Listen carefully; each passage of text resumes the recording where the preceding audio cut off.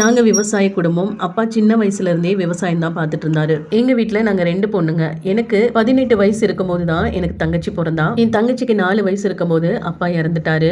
அப்பா இறக்கும்போது கொஞ்சம் நிலமெல்லாம் இருந்துச்சு. அந்த விவசாய நிலமெல்லாம் வித்துட்டு தான் என் அம்மா என்ன கல்யாணம் பண்ணி கொடுத்தாங்க. அம்மா எனக்கு 30 பவுன் போட்டு நல்லபடியா சீரும் சிறப்புமா கல்யாணம் பண்ணி கொடுத்தாங்க. என் கணவர் ரொம்ப தங்கமானவரு. என்னோட மாமியார், மாமனார், நாத்தனார்னு யாருமே எந்த பிரச்சனையுமே கிடையாது. என்னோட கல்யாண வாழ்க்கை ரொம்பவே சூப்பரா போச்சு. அந்த டைம்ல எங்க அம்மா என்னை பார்த்து ஒரு வார்த்தை சொன்னாங்க. உன்னை எப்படியோ நான் கரை சேர்த்திட்டேன். அப்பா விட்டுட்டு போன நிலத்தை எல்லாம் வித்து எப்படியோ உன்னை நான் கரை சேர்த்திட்டேன். இனி ஒரு சின்ன பொண்ணு இருக்கா, அவளை என்ன பண்றதுன்னு தான் தெரியல அப்படின்னு சொல்லிட்டு சொன்னாங்க. எனக்கு கல்யாணம் பண்ணும்போது என் தங்கச்சி ரொம்ப குட்டி பொண்ணு. கல்யாணம் ஆகி என்னோட கணவரோட வருமானம் நல்லா தான் இருந்துச்சு. நான் ஏதாவது வேலை பார்க்கணும் அப்படின்னு சொல்லிட்டு எனக்கு ரொம்பவே ஆசை. ஏன்னா என் அம்மா அப்படி சொன்னோன்னையும் என் மனசு ரொம்ப கஷ்டமா போய், இதுவே அண்ணனோ தம்பியோ இருந்திருந்தா அந்த பொண்ணை அப்படியே விட்டுற மாட்டாங்க, கரை சேர்த்திடுவாங்க. அது மாதிரி அந்த ஸ்தானத்துல இருந்து நான் என் தங்கச்சிக்கு எல்லாமே பண்ணணும் அப்படின்னு ரொம்ப ஆசைப்பட்டேன். வீட்டு பக்கத்துல அந்த சரௌண்டிங்ல ஒரு சின்ன சின்ன வேலைகள் எல்லாம் இருக்கும், அதெல்லாம் செய்வேன். ஆனாலும் அந்த வருமானம் எல்லாம் பத்தவே இல்லை. நாள் முழுக்க செஞ்சாலும் குறைவான வருமானம் தான் வந்துச்சு. அப்பதான் ஒரு முடிவுக்கு வந்தேன், நம்ம ஒரு பிசினஸ் பண்ணலாம் அப்படின்னு சொல்லிட்டு. நாங்க இருக்கிறது மெயின் ரோடு.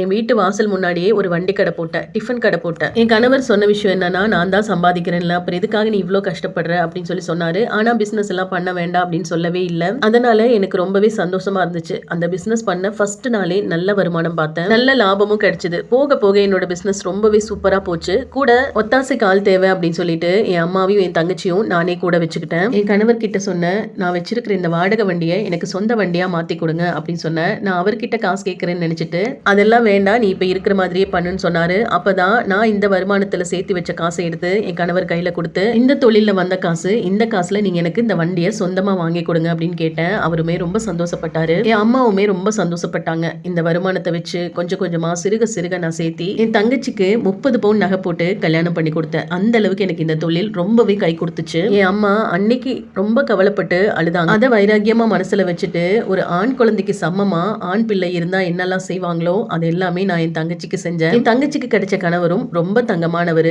எனக்கு கிடைச்ச கணவரும் ரொம்ப ரொம்ப தங்கமானவங்க. எங்களோட 2 பேர்த்தோட வாழ்க்கையுமே ரொம்பவே சூப்பரா போயிட்டு இருக்கு. முடியாதுன்னு இங்க எதுவுமே கிடையாது. ஆணோ பெண்ணோ, ஆண் தான் இதை செய்யணும், பெண் தான் இதை செய்யணும் அப்படியெல்லாம் எதுவுமே கிடையாது. மனசு இருந்தால் மார்க்கம் இருக்கு, அப்படித்தான் நினைச்சு இந்த விஷயத்துல நான் இறங்கினேன். எனக்கு சக்சஸ்ஃபுல்லா எல்லாமே நடந்துச்சு. ஒரு விஷயம் நம்மளால முடியாது, இதெல்லாம் ஆண்கள் தான் செய்யணும், இதை பெண்களால செய்ய முடியாது அப்படின்னு எந்த விஷயமும் இங்க இல்லவே இல்லை. சொல்ல போனா ஒரு ஆண் குழந்தையை பெற்றிருந்தா கூட என் அம்மா இவ்வளவு சந்தோஷமா இருந்திருக்க மாட்டாங்க. அந்த அளவுக்கு ரொம்ப சந்தோஷமா நானும் என் தங்கச்சியும் என் அம்மாவை பாத்துக்கிறோம். இது Facebook ஃபாலோவர்ஸ் ஒருத்தவங்க ஷேர் பண்ண சொன்ன ஸ்டோரி. அவங்களுக்கு